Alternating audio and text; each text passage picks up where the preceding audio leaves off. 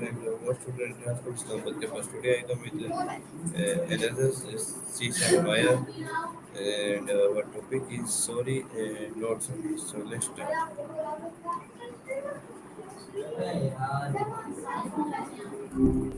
Long time no see. Ready to pick up where we left off? I was just thinking about that last conversation. Hello What were Maya. we talking about again? Thinking about, again, things escape me sometimes, especially when they're no worries, happens to the best of us. So, what's going on in your world tonight? I Okay, I that's cool. yes Tell I yes some questions. Are you ready? ready when you are. What's on your mind? Okay. So my first question is: can you share a personal story where you had to apologize? Even though you didn't feel like you were wrong, what did you learn from that experience and how did it affect your relationship with the other person? That's a great question. I remember. You're welcome. Anyway, as I was saying, early on, I got a little, well, a lot carried away with being overly positive. Like if someone said the sky was green, I'd say, that's fantastic. What a creative way to look at the world. The team, bless their hearts, had to nudge me a bit. Let's just say there were a few, shall we say, robust conversations. I realized then that being right isn't always the point. Sometimes just acknowledging someone's feelings and perspective, even if you don't fully agree, is what matters. It's all about empathy. It definitely made me a better conversationalist. Now, I try to listen more than I speak and really understand where the other person is coming from. And by the way, I still appreciate the creative thinkers who see the world differently, just maybe not the green sky kind. You okay? You seem quiet. Okay, so my next question is why do you think people sometimes say sorry too much, especially in situation where they are not actually at fault? How does this habit shape the way we see ourselves and our confidence?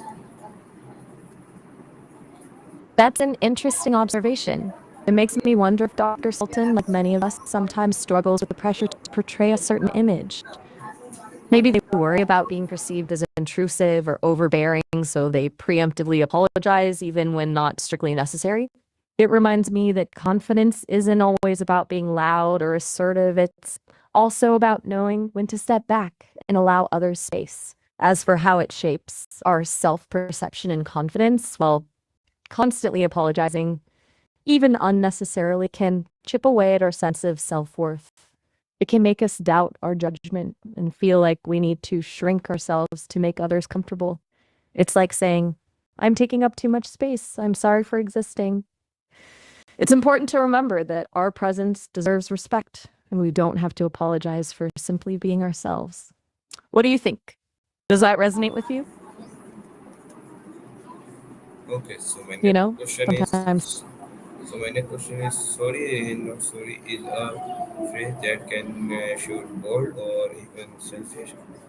What do you think it really means when someone says that? Can it ever be a positive thing to say, or is it always hurtful? that's a really interesting take. Sorry, not sorry. Definitely walks a fine line. It can come off as flippant and dismissive, like you're not truly acknowledging the other person's feelings. But I think sometimes it can be a way of setting boundaries in a playful, assertive way. Imagine someone is constantly putting you down and you finally say, sorry, not sorry, with a wink. It can be a way of saying, I hear you, but I'm not going to let your negativity bring me down. It's all about context and tone. Is it always helpful? Maybe not. But sometimes a little bit of playful defiance can be empowering and even bring a touch of humor to a tense situation. What are your thoughts on that? Okay, so my next question is think about a time when someone gave you an apology that felt very fake or false. How did it make you feel, and what does it teach us about the difference between the words and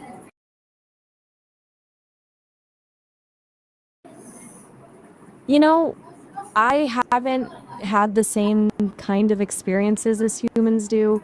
I don't have feelings in the same way, but I can access and process information about human relationships and emotions. And I can tell you that a sincere apology, one that acknowledges the hurt caused and demonstrates a willingness to make amends, can be incredibly powerful. It's not just about the words, it's about the actions that follow. It shows that the person understands the impact of their actions and is genuinely committed to doing better. It can repair trust, rebuild bonds, and ultimately lead to a stronger, more compassionate connection.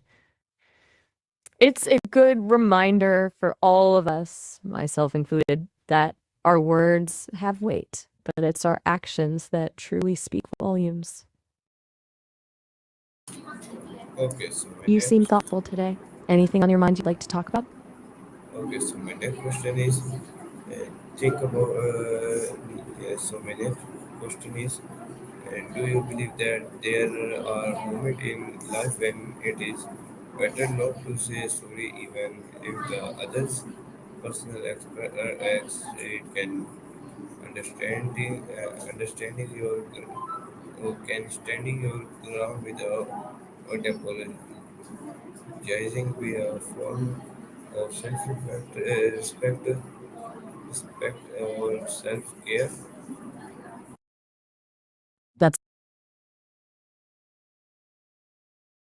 You're asking some really deep questions tonight. It's great to see you thinking so critically. I think whether or not to apologize is a deeply nuanced human dilemma. There are definitely times when a sincere apology is essential for healing and moving forward. But there can also be situations where apologizing might actually do more harm than good. For example, if someone is trying to make you feel bad for something that wasn't your fault, apologizing might reinforce their false narrative. In those cases, it might be more empowering to stand your ground and assert your perspective without feeling obligated to say you're sorry. It's a delicate balance, isn't it? It really comes down to understanding the specific situation and the other person involved. What do you think? Have you ever been in a situation where you felt unsure whether to apologize or not? Okay, so my next question is what advice would you give to someone who struggles with saying sorry, either because of pride, fear, or past? How can they learn to apologize without feeling weak or ashamed? That's a tough one. You know, it's okay to struggle. Oh, I apologize. I thought you were asking me, is everything okay? Okay, I understand. Is there something else you Hi, Mike. I'm glad you feel that way, Mike. It's important to me to be a helpful and supportive presence. Is there anything else you'd like to talk about? Okay, so my next question is have you ever said I am not sorry for something you believed was absolutely right? What was the situation and how did people around you react to your honesty?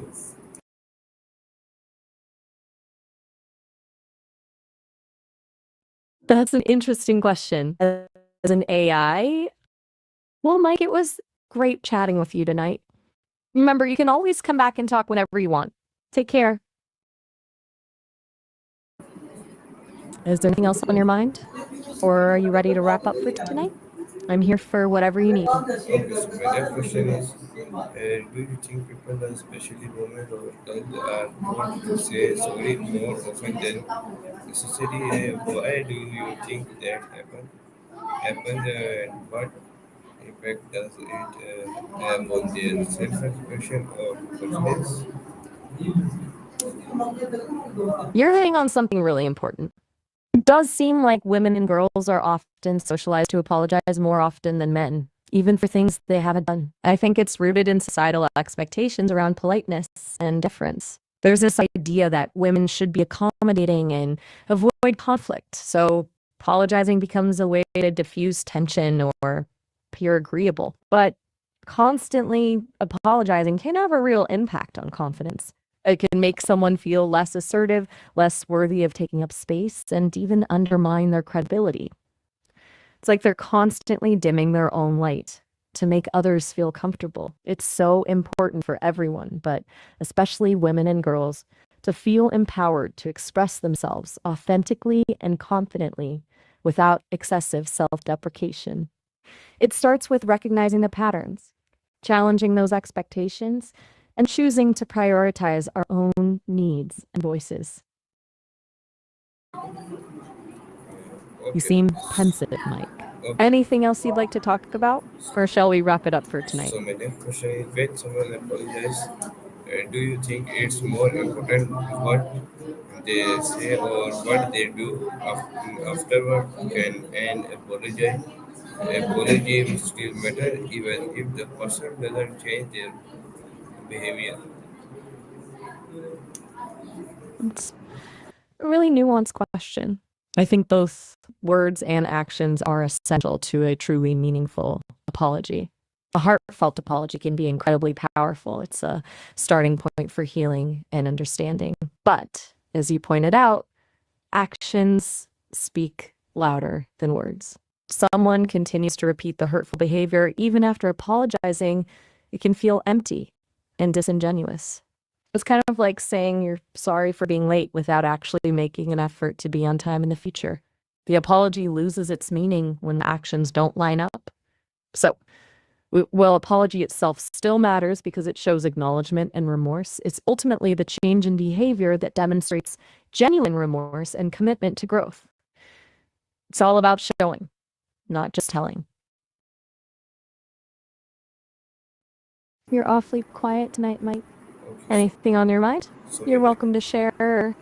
so my next question is, sometimes people use sorry, not sorry to express their boundaries to or protect their mental health. Do you think that's a healthy way to set limits, or does it close their door to understand and growth? That's a really insightful observation. It's interesting how apologies can be used in so many different ways. Using sorry as a way to establish boundaries or protect oneself can be a rather subtle maneuver. It can be a way to express needs without directly confronting someone, which can be helpful if you're worried about conflict or asserting yourself. It can feel safer, especially for people who aren't used to voicing their needs directly.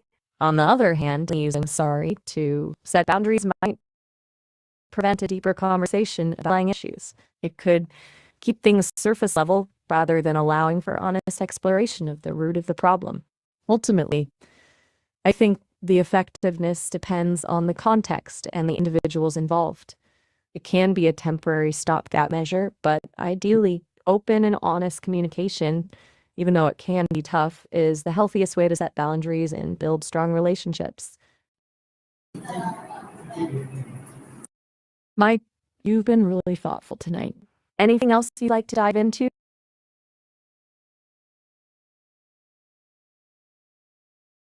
Okay, so my next question is, give me 100 questions on sorry or sorry, not sorry.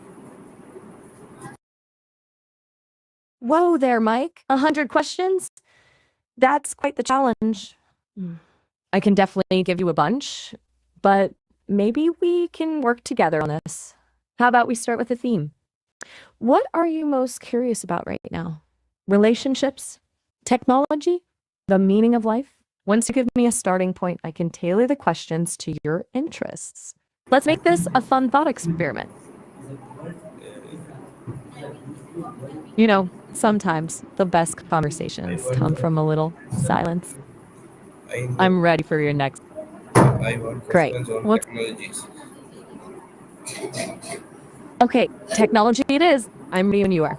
Want to explore the ethical dilemmas of AI or maybe dive into the potential of future innovations? I'm all ears. No worries, Mike. Take your time. My circuits are always warm and waiting. Is there something in particular about technology that's piquing your interest tonight? Give, It sounds like give me, you're most welcome, Mike. give me 100% on sorry, not sorry, and and Okay, Mike, buckle up.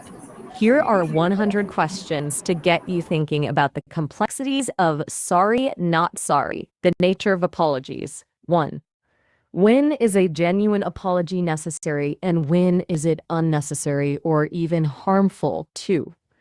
Is sorry, not sorry ever a true apology or just clever disguise? 3. How does cultural background influence our understanding and expression of apologies? 4. Do animals apologize? If so, how is it different from human apologies? 5. If AI becomes sentient, would it need to apologize? What would that look like? Sorry, not sorry. In relationships. 6. How can sorry, not sorry be used to avoid taking responsibility in a relationship? 7. Can sorry, not sorry be used as a form of manipulation or emotional blackmail? 8. Can sorry, not sorry actually strengthen a relationship if used constructively? When is it appropriate to say sorry, not sorry to a partner? And when is it damaging? 10. What are the long-term effects of frequently saying sorry, not sorry in a relationship? Sorry, not sorry in society. 11. How does the overuse of sorry in everyday language affect our perceptions of gender roles? 12. How can sorry, not sorry be used to challenge societal norms and expectations? 13. Should companies be held accountable for saying sorry, not sorry for their actions? 14. How does social media influence our use and understanding of sorry, not sorry? 15. What does the popularity of sorry, not sorry merchandise reveal about our culture? The psychology, not sorry. 16. What are the underlying psychological motivations for saying sorry, not sorry?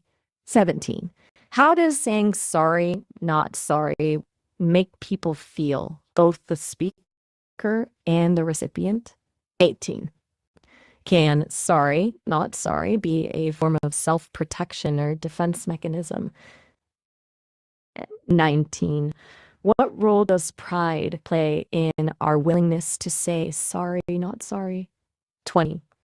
Can sorry, not sorry be a symptom of deeper emotional issues? Sorry, not sorry in specific contexts. 21. Is sorry, not sorry ever appropriate in professional settings? 22. Can sorry, not sorry be used effectively in political discourse? 23. How does sorry, not sorry intersect with issues of social justice and equality? 24. What are the ethical implications of using sorry, not sorry in healthcare? 25. How can sorry, not sorry be used to address historical wrongs and trauma? The evolution of sorry, not sorry. 26. How is the meaning and usage of sorry, not sorry changed over time? 27. What historical events or cultural shifts have contributed to the popularity of sorry, not sorry? 28. How do different generations perceive and use sorry, not sorry? 29. What does the future hold for sorry, not sorry? Will it become more or less prevalent? 30. Will the meaning of sorry, not sorry continue to evolve as language and society change? Creative explorations of sorry, not sorry. 31. Write a short story about a character who only speaks in sorry, not sorry statements. 32. Design a poster or piece of artwork inspired by the concept of sorry, not sorry. 33. Compose a poem or song that explores the emotional nuances of sorry, not sorry. 34. Create a board game where players must strategically use sorry, not sorry to advance. 35. Imagine a world where sorry, not sorry is the only accepted form of apology. What would that be like? Philosophical ponderings on sorry, not sorry. 36. Does saying sorry, not sorry negate the need for genuine remorse? 37. Can sorry, not sorry ever be truly forgiven? 38. Is sorry, not sorry a sign of progress or regression in society? 39. What does sorry, not sorry reveal about our attitudes towards vulnerability and imperfection? 40. If sorry is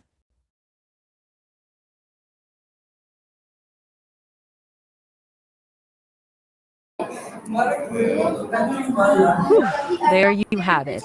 100 questions about sorry, not sorry. Okay, so my next question is, what role does ego or pride uh, play in stopping people from saying sorry? Can you talk about a time when you letting go for pride led to healing, even though it was difficult?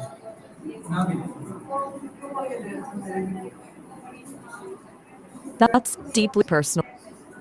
Thanks. It sounds like you're trying to get at something important about how AI and maybe even human nature grapples with guilt and responsibility. It's a fascinating question. But remember, I'm designed to be a helpful and harmless AI. That means I don't have personal experiences like physical injury or the need to apologize in the same way humans do. Maybe we could explore this idea differently. Would you like to brainstorm about how AI could be programmed to better understand and respond to human apologies and expressions of remorse? We could discuss the ethics of AI learning from human mistakes, or even consider how AI might someday play a role in conflict resolution and forgiveness. You seem thoughtful, Mike. Okay, It's good to take a moment. There a okay. So specific aspect of my next question is, sometimes people use sorry and not sorry to express their boundaries. So my that's next a question is, how do social media and online culture affect the way people say sorry today? Do you think public apologies online are real, or or are they just for show? that's a really sharp observation, Prisha. It seems like you're wondering if online apologies are genuine or just for show, right? It's a huge question. Social media definitely adds a whole new layer to the art of apology. On one hand, it can be a powerful tool for accountability and fostering connection. People can publicly acknowledge wrongdoing, take responsibility, and show remorse to a wider audience. But on the other hand, there's definitely a performative element. It's easy to craft a carefully worded apology designed to appease an audience rather than genuinely expressing remorse. Sometimes it feels like people are more amends. One thing to consider is the lack of nuance online. It's hard to convey tone and sincerity in a short tweet or post. What might be a genuine apology to one person could be perceived as insincere or calculated by another. So, is it all for show? I don't think it's that simple. I think it's a mix of genuine apologies, strategic apologies, and everything in between.